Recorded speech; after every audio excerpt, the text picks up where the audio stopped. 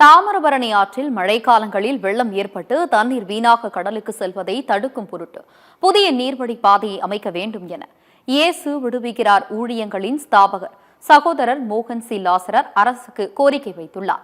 தூத்துக்குடி மாவட்டம் சாயர்புரம் அருகே பேக்குளத்திலிருந்து விவசாயிகளின் பாசனத்திற்கு செல்லும் 3 பாசன வாய்க்கால் தூர்வாரும் பணியை நமக்கு நாமே திட்டத்தின் கீழ் இயேசு விடுவிக்கிறார் ஊழியர்களின் ஸ்தாபகர் சகோதரர் மோகன் சி லாசரஸ் கொடியசைத்து துவக்கி வைத்தார்.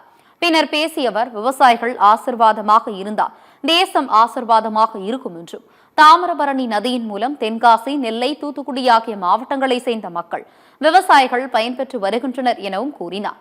தாமிரபரணி ஆற்றில் மழைக்காலங்களில் வெள்ளம் ஏற்பட்டு தண்ணீர் வீணாக கடலுக்கு செல்வதை தடுக்கும் பொருட்டு புதிய நீர்வழி பாதையை அமைக்க வேண்டும் அரசுக்கு கோரிக்கை வைத்த இயேசு விடுவிக்கிறார் ஊழியங்களின் ஸ்தாபகர் சகோதரர் மோகன் சி லாசரஸ் இதனால் பயன்பாட்டில் இல்லாத தரிசு நிலங்கள் விவசாய நிலமாக மாறுவதற்கு வாய்ப்பாக அமையும் எனவும் கூறினார்.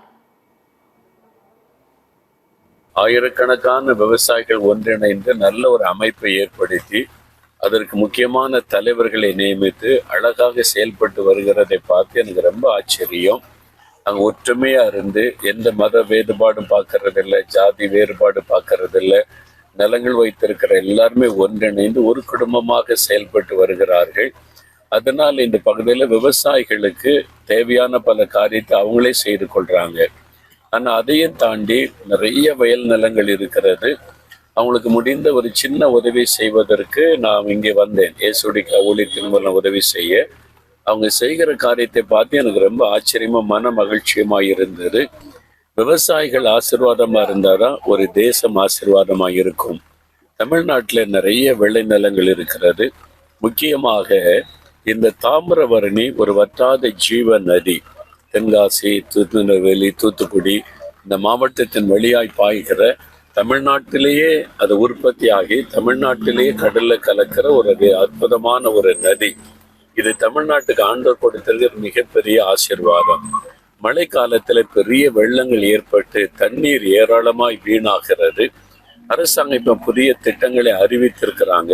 ஒன்று வடபகுதியில, அந்த பக்கம் வடபகுதியில இந்த பாசனத்துக்கான வாய்க்கால்களை இந்த தண்ணீரை வீணாக்காதபடி தாமிரபரணி ஆற்றிலிருந்து அதை கொண்டு சென்றால் அந்த பக்கம் விருதுநகர் மாவட்டம் வரைக்கும் நல்ல ஒரு பெரிய பாசனம், தூத்துக்குடி மாவட்டம், விருதுநகர் மாவட்டம் எல்லாம் விவசாயிகளுக்கு ஒரு பெரிய நன்மை உண்டாக தண்ணீர் வீணாகாது.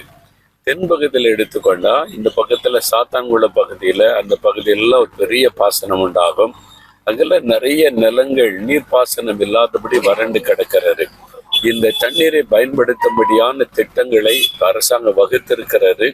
அதை துரிதமாய் செயல்படுத்த வேண்டும் என்று அரசாங்கத்துக்கு ஒரு விண்ணப்பம் வைக்கிறோம். அதை சீக்கிரமாக செயல்படுத்தினால் ஆயிரக்கணக்கான விவசாயிகள் ஆசீர்வதிக்கப்படுவது மாத்திரம் இல்ல, பல லட்சக்கணக்கான ஏக்கர் நிலங்கள் நல்ல ஒரு செழிப்பான ஒரு ஆசீர்வாதத்துக்கு வரும். அது தமிழ்நாட்டுக்கு ஒரு ஆசீர்வாதமா இருக்கும். எல்லா விவசாயிகள் சங்கத்தின் சார்பாக அரசாங்கத்துக்கு இதை விண்ணப்பமாய் வைக்கிறோம்.